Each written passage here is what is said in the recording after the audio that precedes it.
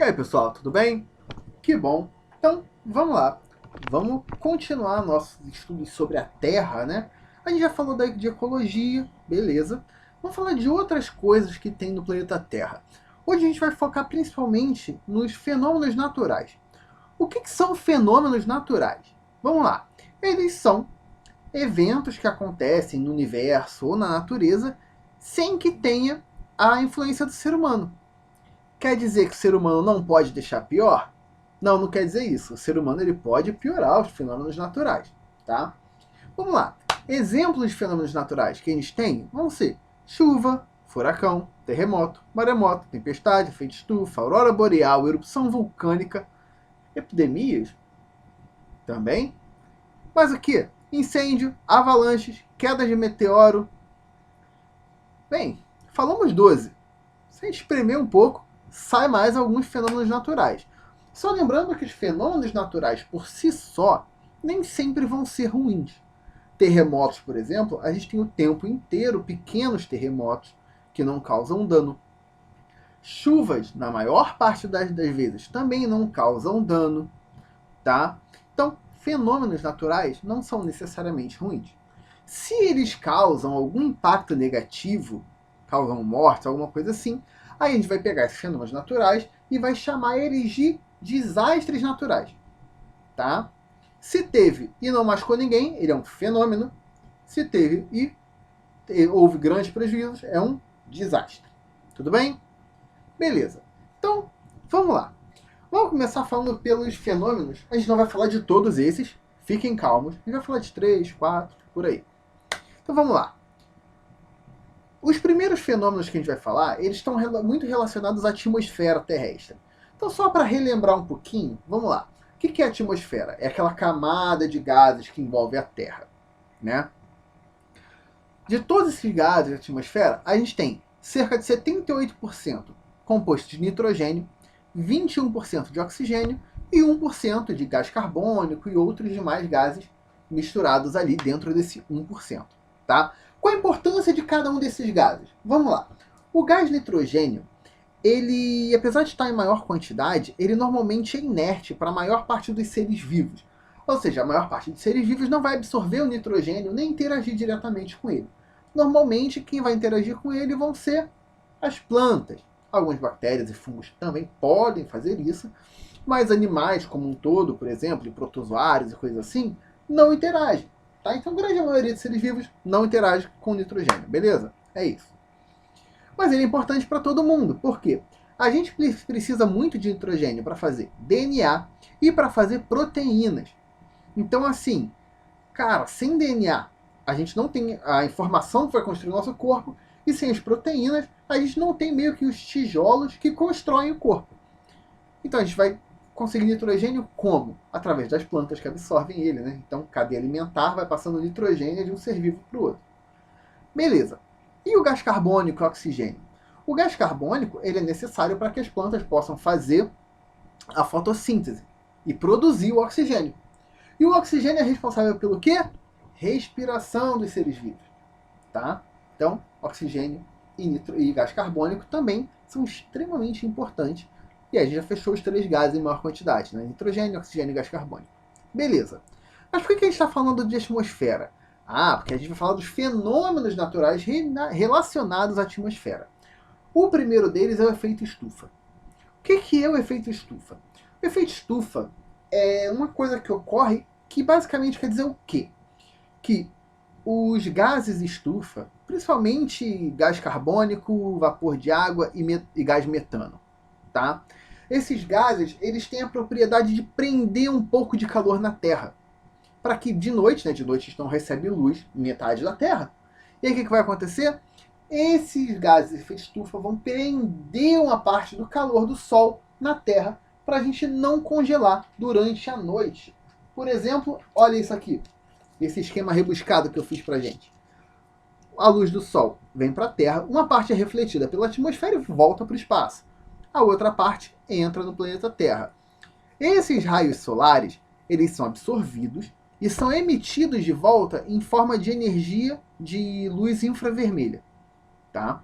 A gente não enxerga, né? Uma luzinha infravermelha a gente não enxerga. Alguns animais, como a abelha, até enxergam, tá? Mas beleza, ó. A gente vai emitir essa energia infravermelha. Uma maior parte dessa energia infravermelha é refletida de volta para o espaço. Uma pequena parte aqui, tá vendo essa setinha que bate aqui na atmosfera azul e volta para dentro da Terra? Essa parte aqui é mantida na Terra pelo efeito estufa. Só que, lembra que a gente falou que os efeitos eles podem ser piorados pelo ser humano? Então, conforme o ser humano produz mais gases de efeito estufa, o que vai acontecendo? A gente pega, por exemplo, mais um raiozinho desse aqui embora da Terra, e ele não vai mais embora da Terra, ele também volta para dentro da Terra. O que vai acontecendo com isso? A Terra vai ficando cada vez mais e mais e mais e mais quente. E aí a gente vai ter o aquecimento global. O aquecimento global que é ruim, tá? O efeito estufa por si só não é uma coisa ruim, não. Afinal de contas, o efeito estufa impede que a gente congele todas as noites. Tá? O efeito estufa é maravilhoso, coisa linda. O aquecimento global, que é o aumento do efeito estufa, que passa a ser ruim. Porque vai ficando mais quente, bem mais quente, do que deveria. Tá? E como que a gente libera esses gases que pioram o efeito estufa? A princípio, através de aumento de atividade industrial, que isso vai gerar uma maior queima de combustíveis fósseis, e isso vai aumentar a liberação de gás carbônico, por exemplo. Também, a expansão da pecuária, ou criação de gado, né, também aumenta. Por quê? Porque o sistema digestório dos bois, de animais bovinos no geral, libera muito metano. E isso agrava demais o efeito estufa. Ah, professor, mas vaca não é um bicho da natureza? Por que agora faz mal e antes não fazia? Porque agora a gente tem mais vaca que humano no planeta. Né? Então, assim, eu acho que tem um pouquinho de mais de vaca. Talvez, né? Talvez tenha um pouquinho de vaca a mais do que deveria ter numa situação natural. Mas vamos lá. Além da expansão da pecuária, o que mais que a gente vai ter que aumenta a liberação de gases de efeito estufa? Queimadas e desmatamento. Por quê? Queimadas fazem o quê? Liberam gás carbônico, né? Uma combustão, está liberando gás carbônico. E, ainda por cima, quando tem uma queimada e o desmatamento também, o que acontece? Se tira cobertura vegetal, você perde planta, ou seja, você deixa de fazer fotossíntese. Logo, não fazendo fotossíntese, as plantas não conseguem reabsorver aquele gás carbônico todo que foi liberado durante a queimada. Né? Então você aumenta o gás carbônico e diminui a reabsorção dele cada vez que tem uma queimada. Tudo bem? É bem complicado, né? É complicado viver nessa pedra chamada Terra, gente. Mas vamos lá, vamos continuando aqui. Mas o que pode ser feito para tentar não deixar isso tão ruim? Tanto os governos, quanto as empresas e até os próprios cidadãos, até as próprias pessoas, têm alguns deveres, né? Pelo menos alguns deveres morais, nem sempre são deveres legais. Por exemplo, sempre que possível, caminhos pequenos, né? Usar bicicleta, ir a pé, usar um transporte coletivo. Por quê? Pensa no ônibus com 30 pessoas. São 30 carros a menos na rua, né? Bem menos poluição. Além disso, tem um quintal? Vê se dá para plantar uma árvore, né? Botar uma graminha, uma cobertura vegetal maneira. Bota uma árvore que dá fruto. Aí vai ter comida de graça. Olha que coisa linda. Né? Além disso, reduz a quantidade de gás carbônico na atmosfera. Além disso, mais o quê? A gente pode diminuir o consumo de produtos industrializados, fazer mais reciclagem e reutilização de produtos. E os governos também devem fiscalizar as empresas e população, né, para evitar que essa liberação de gases nocivos seja muito alta. Tá? Outro fenômeno que a gente tem relacionado também à atmosfera é a camada de ozônio. O que é a camada de ozônio? A camada de ozônio é uma camada composta de gás ozônio, né, que está na nossa estratosfera. É a segunda camada da atmosfera de baixo para cima, lembra? Troposfera, estratosfera, blá, blá, blá. Então, segunda camada, estratosfera, tem a camada de ozônio ali dentro dela. O que a camada de ozônio é? A camada de ozônio é basicamente um grandíssimo filtro para a luz ultravioleta do Sol. A luz ultravioleta direto, ela danifica demais os seres vivos e a superfície do planeta. É péssimo. O que a camada de ozônio faz? Filtra, né? Torna esses raios muito menos nocivos. Tudo bem? Beleza. Existem alguns produtos químicos, principalmente os chamados de clorofluorcarbonetos. É uma classe de gases que é usado em spray, motores de refrigeração e tudo mais, que tem uma capacidade muito grande de reagir com o ozônio e desfazer ele. Então, os CF6, na verdade, né, são gases que prejudicam demais a camada de ozônio. Mas em muitos países eles são completamente banidos. O Brasil é um exemplo deles.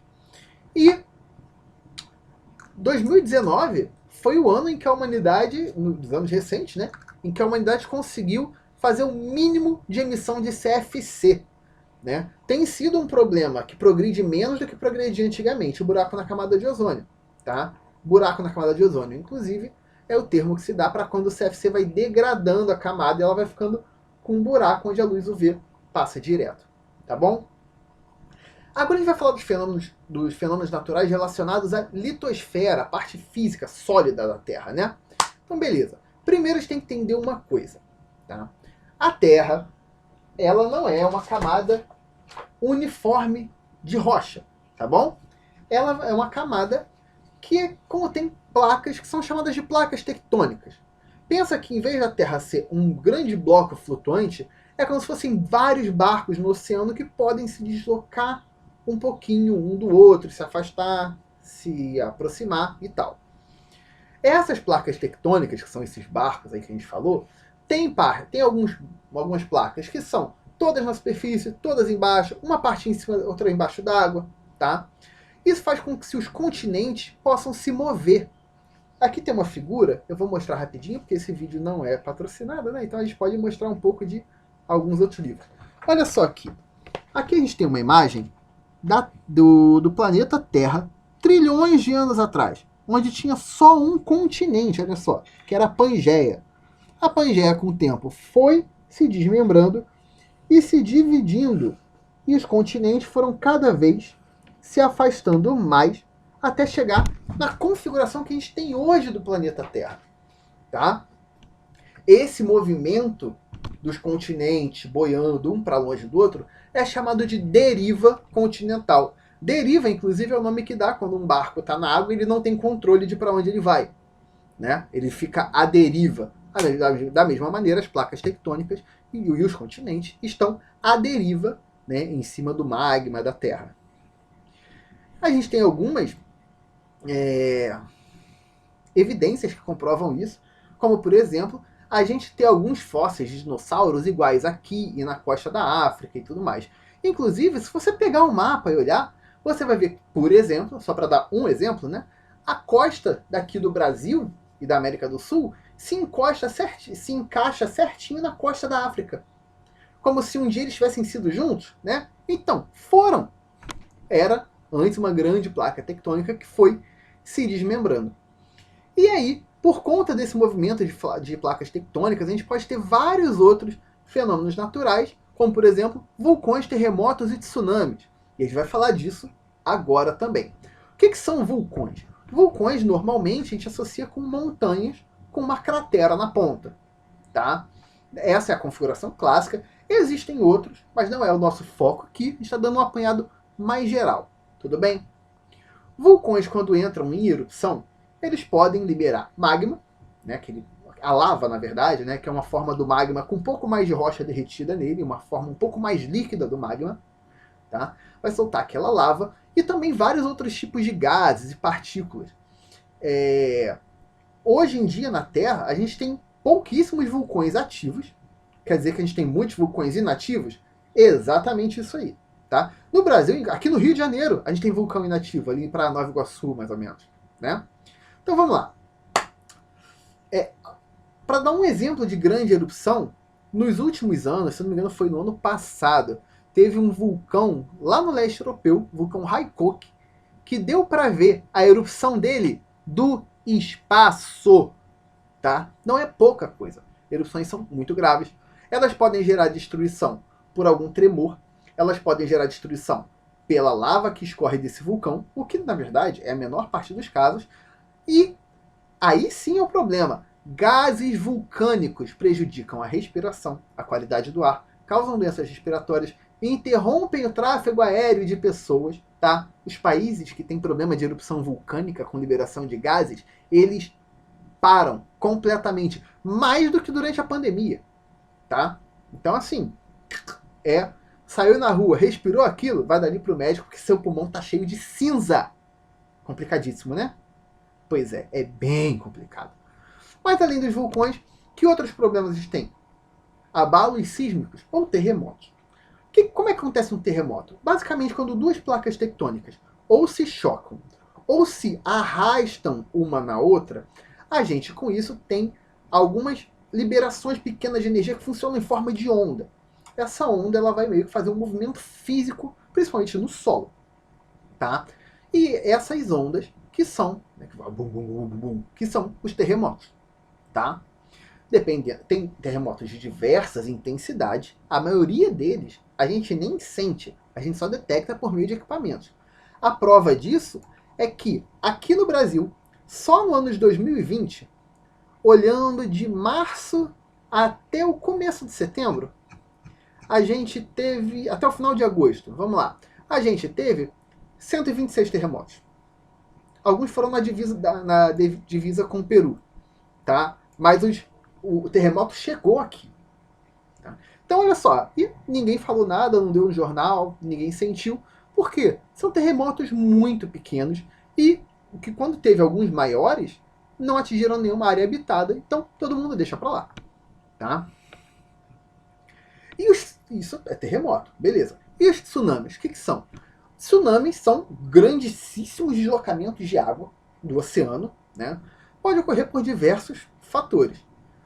Pode ocorrer pela queda de um meteoro no oceano, pode ocorrer por um terremoto no fundo do mar, por um grande deslizamento de terra. Inclusive, a gente tem uma ameaça de tsunami por um paredão de rochas na África que está caindo. E aí, dependendo da quantidade de rocha cair, pode gerar um tsunami. Ele pode chegar aqui fraco ou forte, ou ele pode nem chegar aqui, ele parar no meio do oceano, mas é um risco que a gente tem, gente. Preste atenção nisso. E também pode ser causado por erupções vulcânicas no fundo do oceano. Sim, existem milhões de vulcões no fundo do oceano. Tá? E, ok. O que é um tsunami, então? A gente falou as causas. Mas, basicamente, tsunami vai ser um grande deslocamento de água causado por esses fatores. No oceano, a velocidade do tsunami pode ser maior que 800 km por hora. Isso dá uns 3 carros de Fórmula 1. É muita coisa. Mas quando chega na encosta, quando chega no continente, ele fica a cerca de 80 km por hora. O que ainda é bastante rápido e também pode causar bastante destruição. Pois é, gente. É isso. Tá? A parte boa qual é? Aqui no Brasil, a gente não tem a maior parte desses problemas, principalmente terremotos, porque a gente está no meio da placa. A gente só tem os fraquinhos, bem suaves, tá? Na história do Brasil, a gente só teve uns 2 terremotos assim que foram um pouquinho mais fortes. Que tal vocês pesquisarem um pouco sobre isso, hein? Aí vocês talvez nem soubessem que já teve terremoto no Brasil. Olha só, é uma ideia interessante, não é? Então, gente, é isso aí. Vamos ficar por aqui porque o vídeo está longo. Um abraço, até a nossa próxima aula e tchau!